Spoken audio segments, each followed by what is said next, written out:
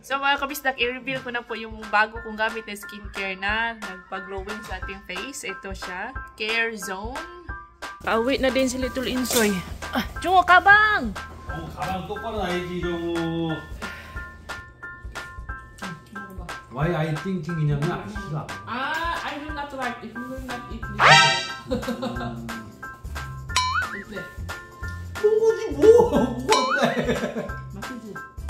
Madalang lang po ako makakita ng persimmon tree dito sa Gangondo kasi nga medyo malamig po dito ang klima. So hindi po siya suitable para sa mga persimmon.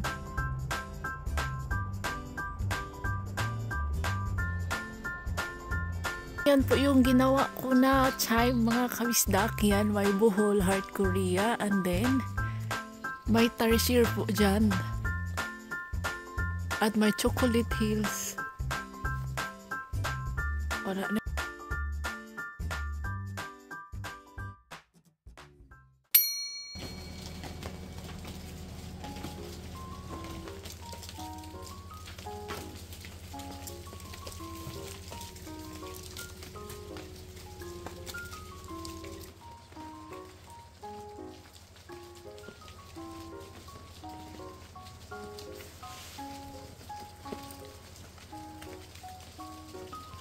Alam nyo mga kabisdak, weird po ang autumn season this year. Usually, ang mga ginkgo trees kasi, yung mga dahon nila, nagiging yellow pa yan sila lahat sa puno bago sila malaglag. At hindi po yan sila nagsilaglagan once.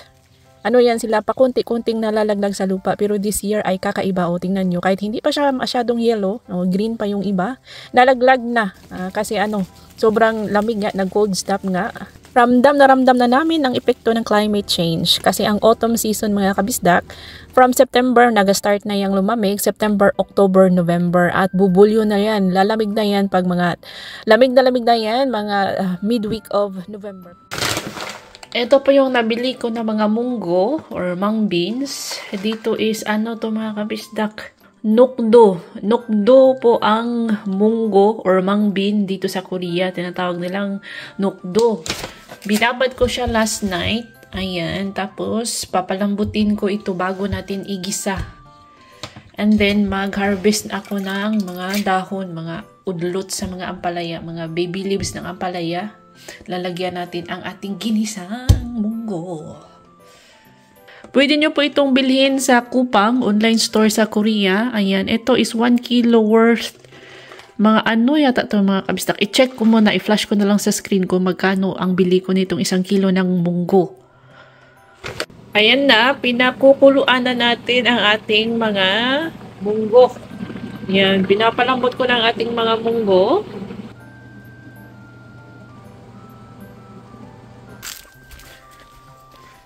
Yung ating mga patula guys ay tingnan ko kung hindi pa ba ito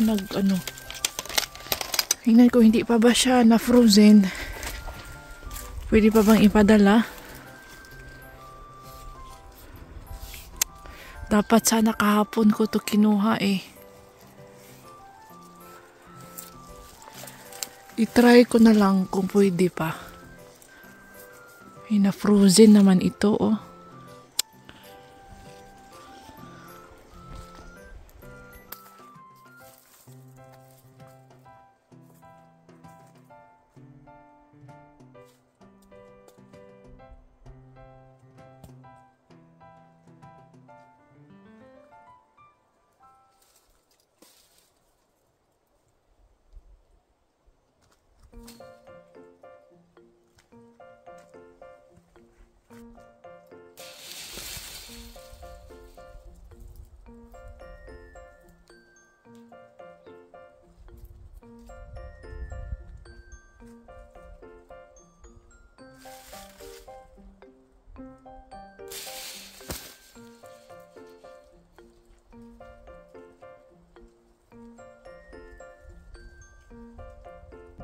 Sa tingin ko kapag ganito pa, yan, binali ko sila para matingnan ko yung loob. Ito puti pa, parang pwede pa yung gulayin, pero kapag ganito, nangingitim na mga kabisdak, parang itatapon na natin to, no? Sayang nga siya, marami pa naman sanang bunga. Kawawa naman itong aking ampalaya. Wala na din ako naabutan mga kabisdak. Imbis ready na yung ko doon munggo. Wala na, ready na sana ang munggo. Wala na. Wala na po tayong maabutan.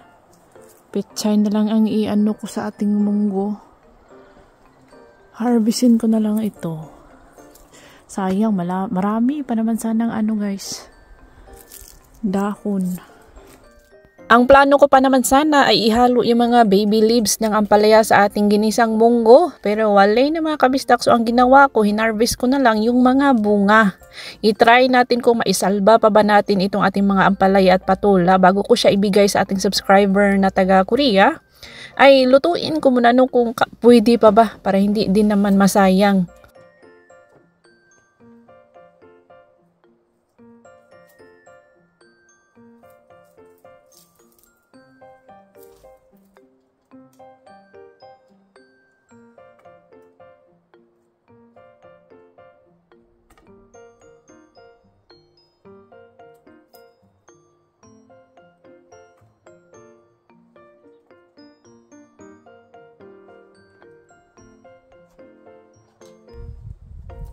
Mag-isa lang po ako dito sa video. Si Daddy Insoy may trabaho sa pension. Si Saldi at Dudong may trabaho sa farm. So, ako lang talaga dyan mga kabistak. Si Biana nandoon sa bayan. May daw siya, may bibilihin sa bayan.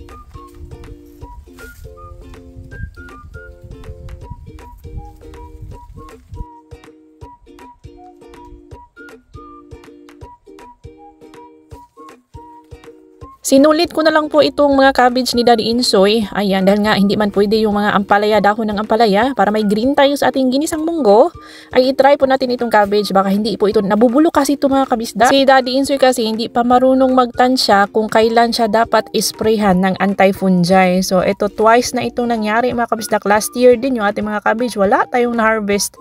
So this year's kimchi may kimjang, ay manghingi tayo kay Hubugboy ng mga cabbage talaga or bibili po kami. So yan, nasalba natin itong isa. Ihalo natin ito sa ating ginisang munggo.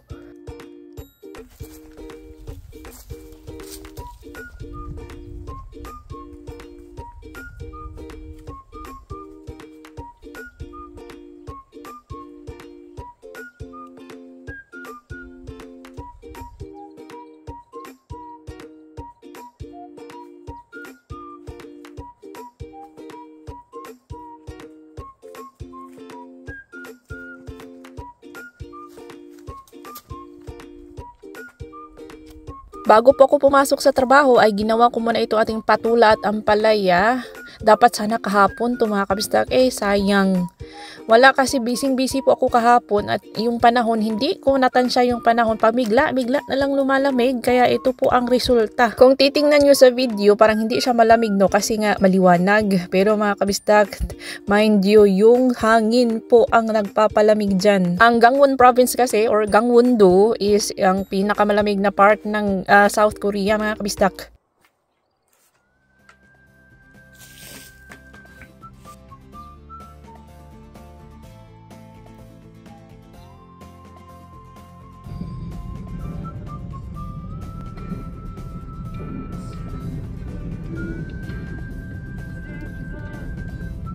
Ito yung sinasabi ko sa inyo mga kabisdak na sayang, nalungkot ako kasi may viewer tayo si Ma'am Teresa and Hubby, na ito yung kanilang paborito talaga na bisitahin sa South Korea tuwing autumn, yung mga ginkgo trees kasi maganda talaga yan mga kabisdak, sabay-sabay silang nagiging yellow, yung mga dahon, tas hindi pa yan sila nalalaglag, naglalaglagan lang yan mga first week of November to second week, ganun kapag malamig na.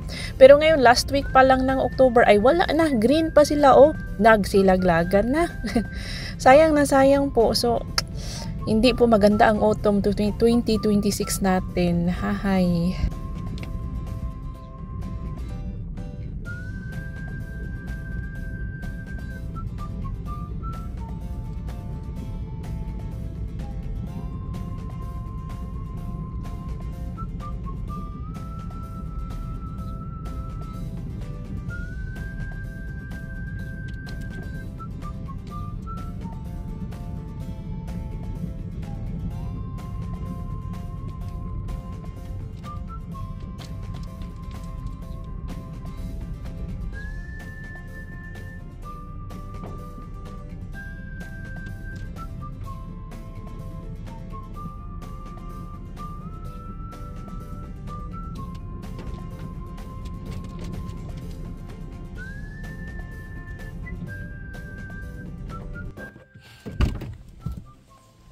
papunta na tayo sa trabaho, sa school, pero nadaanan ko ito yung ano guys, yung sa last vlog, ito yung inano nila Daddy Inso, yung pinakita ko na mga bell last vlog, yung mga chimes.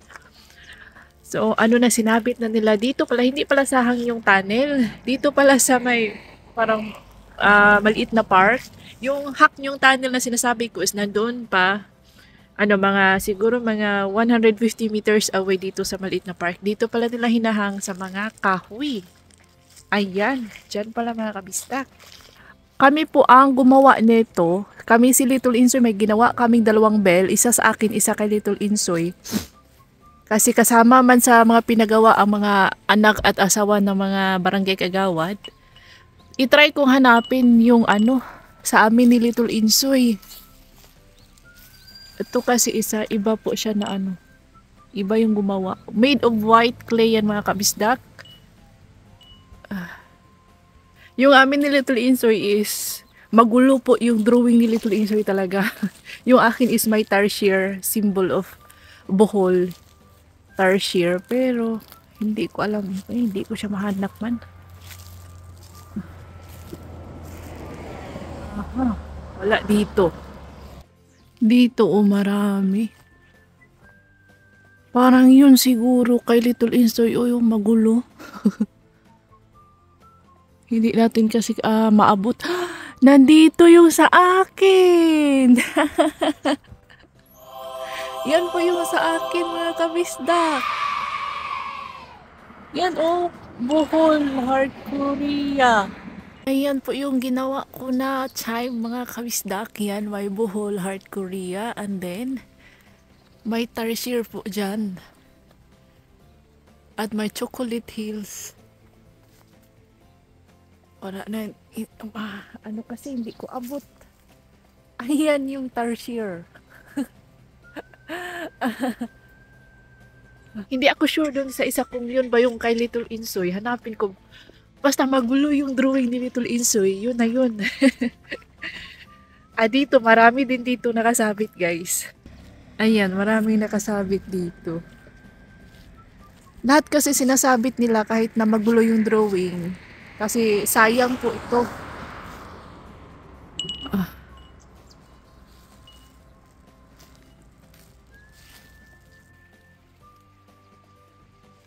Yun na siguro yung nakita ko doon na magulo. Wala namang ibang magulo na drawing mga kabisda. Wala na. Yun na yun. Lang. Masaya ako kasi nahanap ko yung akin. At kay Little Insoy, kay Daddy Insoy, wala po siyang ginawa. Kami po yung instead of him, kami yung proxy kasi busy siya nung time na yun. Nakakatuwa mga kabisdak. So ayun lang, tara na. May time pa naman tayo. Uy, ginoo ko. Almost 1 na, mga kabistak.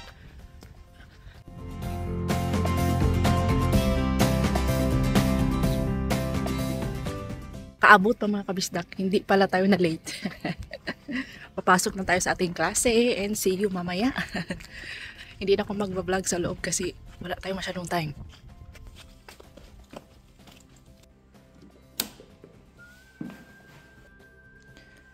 May 3 klase po tayo dito sa yung elementary school. Tuloy-tuloy po yan mga kabisda. Kaya bago ako mag-start sa klase ay nagawiwi talaga ako. Naga-CR po ako no. Tapos pagtingin ko dito sa labas ng bintana, may nakita akong persimmon. Ayan. Madalang ka lang po makakita ng persimmon tree dito sa Gangundo.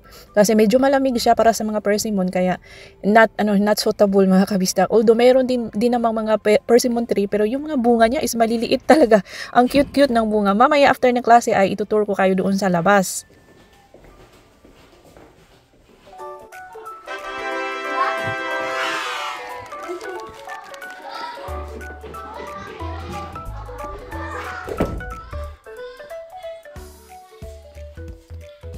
Tapos na po ang ating klase. Maghiram ako dito kay librarian ng ballpen. Nawala ko ng ballpen ko doon guys. Ayan, hiram tayo ng ballpen niya. Sa uli lang natin. Mag-check ako ng attendance kasi last week ngayon. So, sahuran na kabisdak. So, kailangan kong fill upan lahat ng mga nasa papel. Dito sa loob. Ayan. Ito po, kailangan mo siyang fill upan, attendance, yung topic ng iyong class. Ito yung sinasabi ko na bag na bingbing po na ginagamit ko madalas. Kung ayaw kong gamitin yan, yung ano, yung TD Blake. Pero minsan ko lang talaga ginagamit ang TD Blake kasi sayang.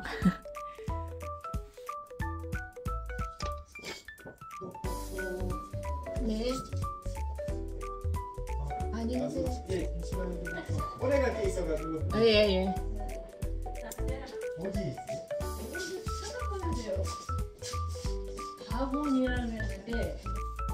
Head ng academic, tapos head ng after school class, tapos ayan, pirma ko. Dito sa Korea, stamp po ang kanilang ginagamit. Hindi po sila gumagamit ng pirma, mga kabisdak. Ako is may ganito ako, stamp ako. Pero okay lang na may pirma. Minsan talaga stamp po. Ganyan sila kahigpit, ganyan po ka ano. Stamp talaga ang pinakamahalaga dito. Ayan. So, ayan, tara. Pumasok dito yung isang teacher kasi may nakalimutan daw siyang gamit.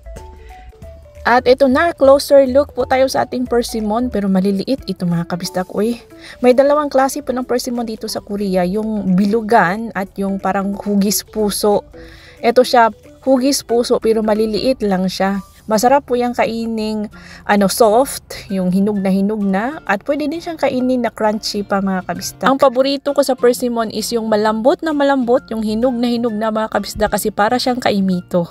At may viewers po ako na nakapansin na malinis daw dito sa probinsya ng Korea. Yes mga kabisdak, ito yung isa sa mga nagustuhan ko sa Korea. Buong Korea malinis po kahit sa city, pero mas malinis dito sa probinsya talaga. Ayan. Bukod sa maintain ang kanilang mga streets, may mga tagalinis po sila, ay well-disciplined po ang mga Koreano. Hindi po sila nagtatapon ng basura kung saan-saan. Yan po ang aking napapansin kasi yung mga bata dito mga kabisdak, isa sa mga tinuturo nila sa school yung pagmamahal sa kalikasan at yung pagiging isang mabuting mamamayan. So, iyan mga kabisdak. At ako po ay on the way na pauwi sa bahay.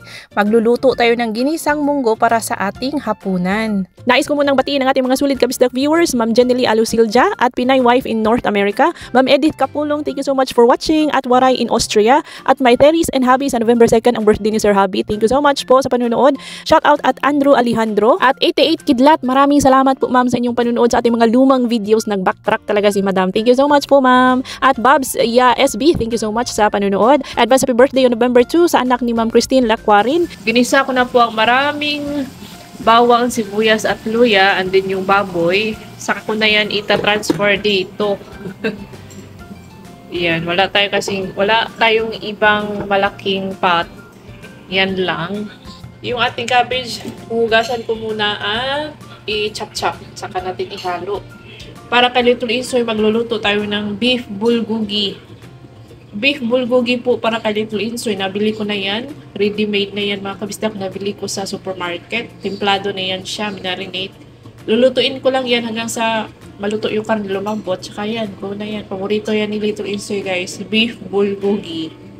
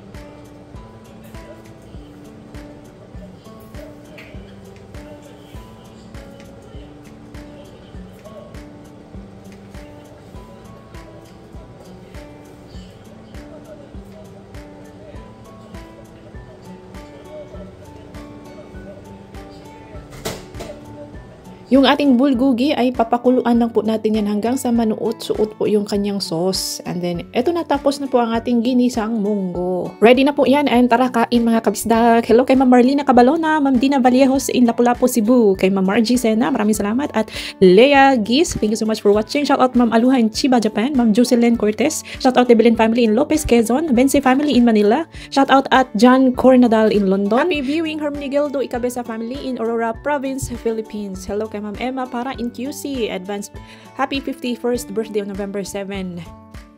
Ganyan po ang itsura ni Daddy Insoy kapag malapit ng mapikon. May customer kasi siya na babaeng matanda na tawag ng tawag sa kanya.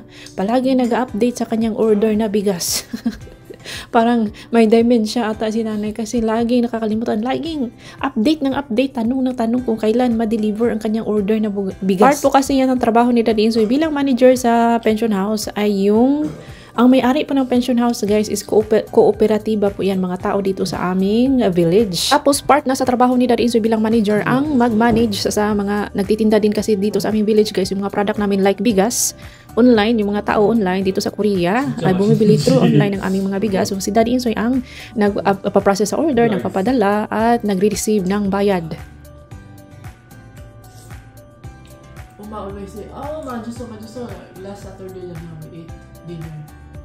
Bak majuso, only no reaction natin. 하여튼 그것이 뭐야? 프리주디스 하여튼 그냥 맛있어요. I'm sure why 프리주디스 누나 쌀 먹어봤어? 나만 것만 나가지고 하는 거야? 아니 왜냐면은 이건 원래는 순상이 삼촌 거기서 하려고 그랬잖아. 그때는 비교 대상이 없으니까. 근데 지금 비교 대상이 있잖아. 남은 2,000원이라도 더 비싸지만. 아 그래 진짜 이게 진짜 틀린 건지 진짜 맛이 맞는 건지 맛있는 건지. 그러게. 그렇네. 그 소정이한테는 한 대만 좀 꺼와봐. 그래 진짜 난 진짜 궁금해서 그래. 난 진짜로. 나 진짜 자 내가 왜 저래 요거 한마디만 하고 끊을게. 쌀을 받았어. 내가 이제 쌀 수금할 때 됐으니까. 내가 받은 쌀은 작년 쌀이야. Gustong i-confirm ni Daddy Insoy sa kanyang ate kung talagang masarap ba ang bagong harvest na rice. Of course, sabi ni Kununi, kami lahat sa bahay mga kabisdak, si Uma, kami Chagununi, kami Kununi at ako. Talagang masarap po ang bigas kapag bagong harvest. Ito kasi si Daddy Insoy mga kabisdak ay hindi po yan mahilig kumain ng kanin. Kunting kanin lang ang kinakain yan. Kaya tingnan nyo si Daddy Insoy, walang kalaman-laman. Ako lang po ang kumakain nito ng ating ginisang munggo. Si Nadudong at Saldi binigyan ko na. Ang kinakain ni Daddy Insoy guys is pusit, grilled na pusit, and then may dipping siyang ginawa na mga chili, green chili, chinap-chap, nilagyan ng maraming mayonnaise, tsaka beer. Yan po madalas ang kanyang hapunan talaga. Hindi yan nag-heavy dinner. Ako lang po ang mas malakas pa akong kumain kaysa kay Daddy Insoy. Totoo po yan mga kabisdak. Noong sa city pa kami nakatira, after anong COVID time mga kabistak, nasa city pa man kami noon, mga 2018, 2019, 2020, doon, 2021 na kami nag-transfer dito sa probinsya. Tumaba ako noong COVID time kasi walang pasok sa school. Puro online class ang mga bata. So kain lang ako ng kain, as in nanaba ako mga kabistak. Alam niyo ba ang tawag ni Daddy Insoy sa akin? Baboy. Why I thinking이냐면 싫어. I will not like it. You will not eat this. 어때? 뭐 어때? 맛있지? I know 몽고. hindi masarap. Always same. 그냥 same taste요. 왜 그러냐면 your fans always writing the card니까 Filipino likes that card 뭐 something이니까. That's why my planning in 소정이 wedding we will make card라고. Because Filipino likes the card. 아닌데? 근데 why did they write? That's for the 정우야. 벌써 아니 그냥 뭘 카드가 뭘 for 정우요? card. 진짜요? 정우요? 내일 자, 내일 한번 해봐. 아니 뭐 anyway 알았어 anyway 뭐 anyway. 알았어.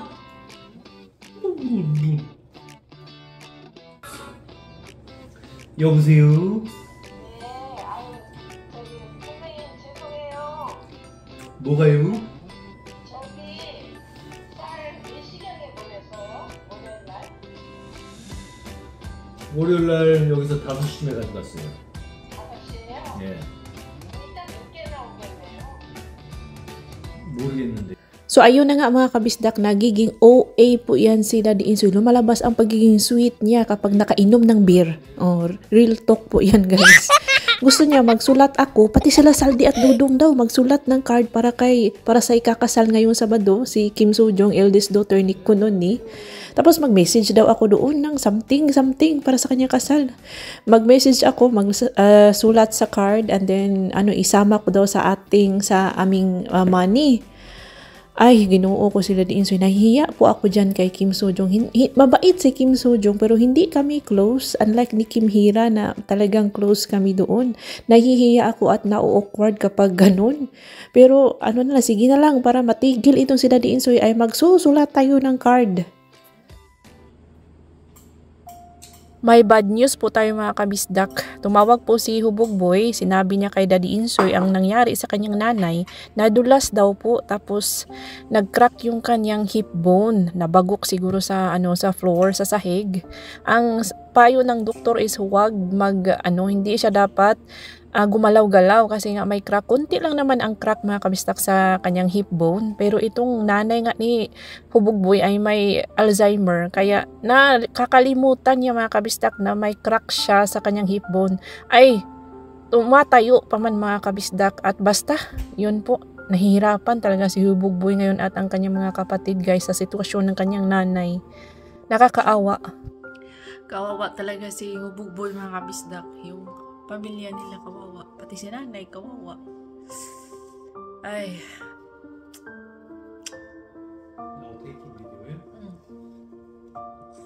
Anyway, darating na si Little Insoy. Mag-aabang na ako dun sa labas. Pinasok ko na pala yung ating mga patula kasi malamig sa labas. I-try ko yung gulayin bukas kung pwede pa. I will send this somebody asking me. Patula ko I will send tomorrow. 안 돼, 못 먹어 저거 프로즈는. Hindi na daw pwedeng kainin, sabi ni Daddy Insoy. Try ko nga bukas. Mishi! Inshallah. Atot. Ang tataba nyo ng dalawa. Shush, ganun ka na. Mili? Mishi? Check natin yung mga, ano ba? Oy, very good. Naubos nila ang kanilang food. Petot. Buli kang sabi. Boli kang. Bili kang. Bili. Kang. Bus pala ang dumating. Akala ko si Little Insoy. Ay, binili pala akong vest ni Little Insoy. Boli kang. Bili kang. Papasok muna ako dito kasi sobrang lamig talaga sa labas mga kabisdak.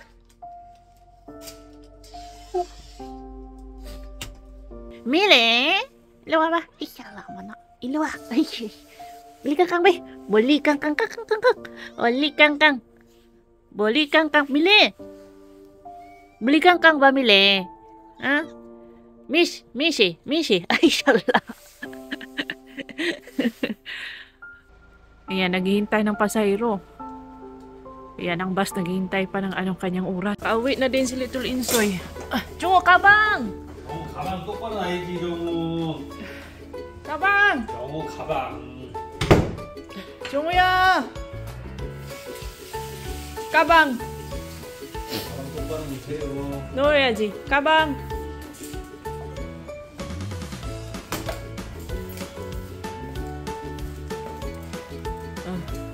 똑바로 넣어야지. 이제 잠바 주세요. 잠바 넣어야지. 종우야 잠바 갖다 놔. 아니 잠바 갖다 놔. Hindi naka-no si Little Insoy sa kanyang paboritong beef bulgogi. Kain mga kabisdak! Shoutout pala kay Ma'am Michelle Mendoza, kay Nanay Ellen in Laguna.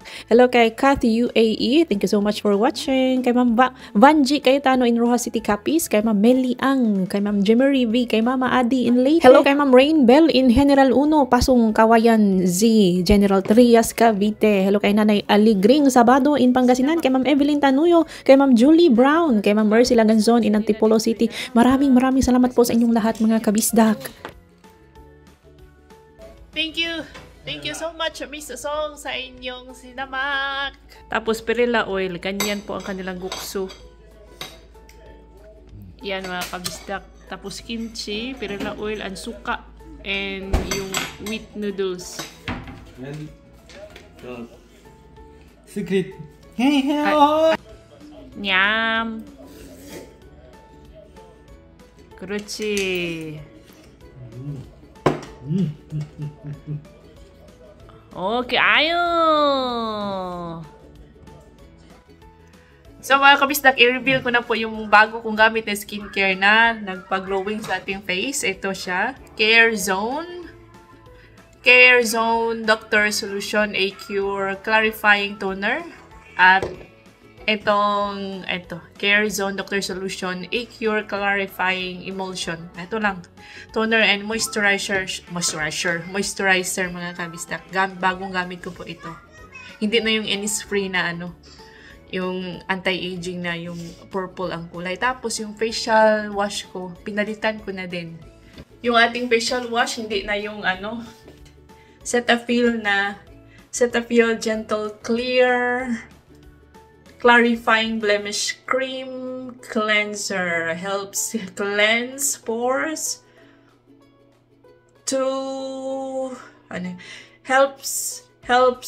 basta kayo na lang po ang bumasa, basta yan po ang ating gamit. Meron siyang salicylic acid, white tea, and aloe vera. Very gentle sa skin. Maganda po siya mga kabisdak. And that's all for today's video mga kabisdak. See you on my next vlog. Thank you so much for watching. Ingat lahat!